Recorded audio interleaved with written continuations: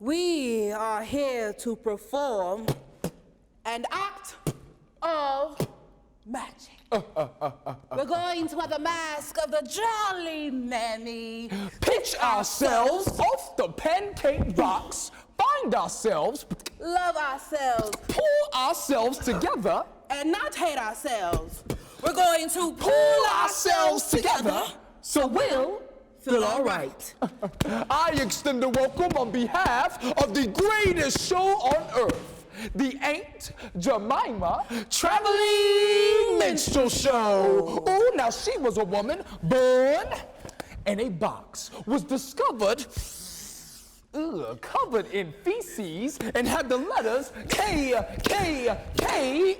branded on her back. Now, if you stereotypes would so kindly be seated, We will now present to you an evening of oddities, peculiarities, eccentricities, and comicalities. with bones on our right and tambourines on our left, we begin. A true copy in the life of Aunt Jemima, the most famous colored woman in the world.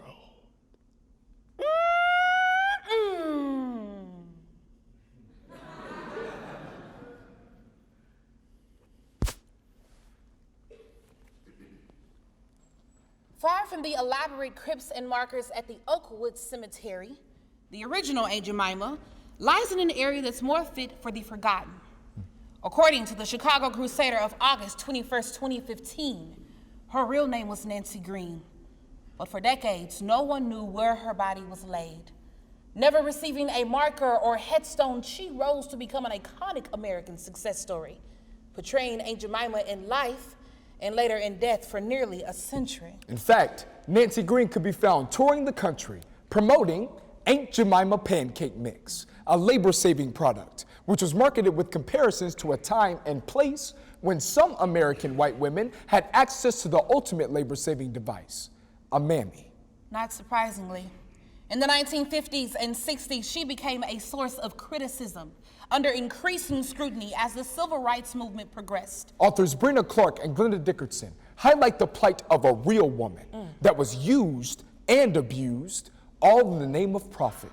So with the use of poetry, Aunt Jemima by Aziza Barnes, Evolution of Mammy by Dr. Jacqueline Lawrence, and Remembering Aunt Jemima, a minstrel show, A tribute. Resurrecting those who still lie in obscurity. Someone in the kitchen with Dinah. Someone in the kitchen I know. Someone in the kitchen with Dinah. Strumming on that old banjo.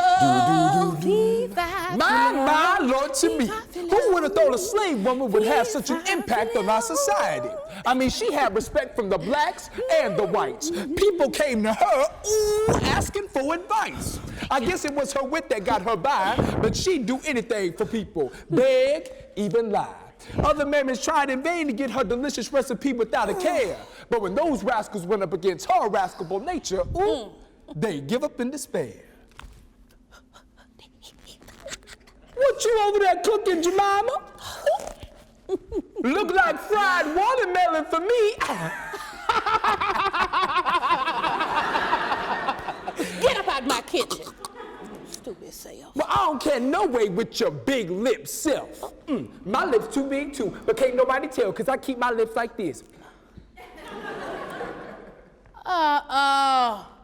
Bring your tail on over here. Why you got all that cornstarch on your face? Stop! No. Please! Why? You look dusty. Because I don't want my blackness creeping from underneath. What? And why you always smiling all the time? I ain't never met a mammy so happy. Well, I ain't got nothing to be ashamed of. I got beautiful black skin, a long, pretty neck, and a fine, rounded shape. I got plenty to smile about. And from that day forth, Jemima was known as Auntie.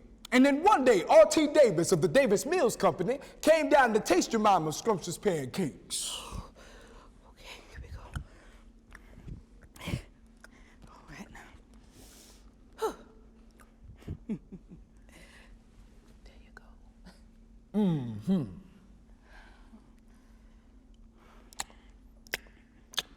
Well, is it good? Damn! That good? Oh, damn! And he flipped out. Persuaded her to share her recipe with the world. Ooh, and Jemima left her slave house to make her travels up And down America. Wake up, Jemima. Jemima, wake up. Wake up! Mama's old southern recipe. Pancakes so light, so tender. They melt in your mouth. And then one day, Jemima heard on the radio that R.T. Davis had hired out her services to the Quaker Oats man. Ooh, and she was diversified. Man, she bought herself a full-length mink coat and hired herself a chauffeur to drive her around in her new Cadillac convertible. Do-do-do, boom, I was in town, honey. I was in town. Smoking hot, delicious, and brown. I was in town. I sees you round. Eyes around. Ooh, isn't she wonderful? Get off the stage. What did you say? Because you ain't nothing but a common mammy. As you can see, Jemima had become a disgrace. Oh, I know you. You bottle shuck and die. You, Uncle Tom, with a side of pancakes. You, made and gone with the wind. You, black power fist with a hole in it. You, minstrelsy's mistress. You, blackface on butter. You, everybody's mammy. Aunt Jemima, America's grand mammy of lies, had undergone several debilitating operations, including a mastectomy and a hysterectomy. Oh, she had the sugar so bad, they had to amputate her feet.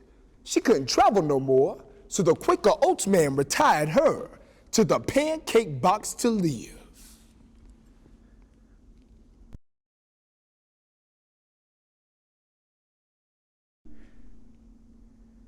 Really?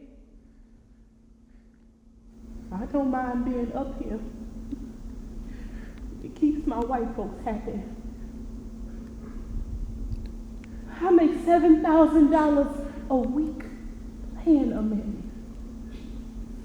If I did it, I'd be making $7 actually being one. But she had no power.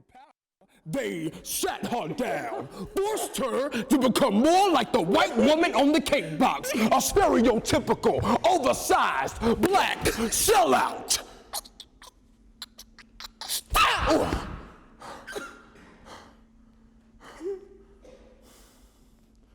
Quit talking like you know black and the box it came in.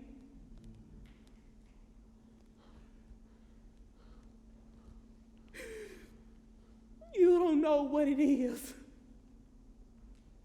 to have to smile in front of all them folks, feed your enemy for a century and a quarter while they profit and you die slowly.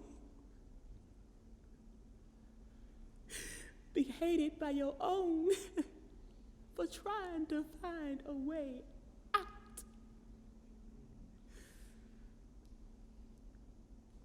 You don't know me.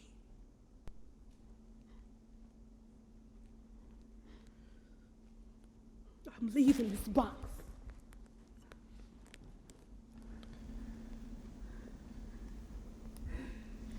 And I'm taking my recipe with me.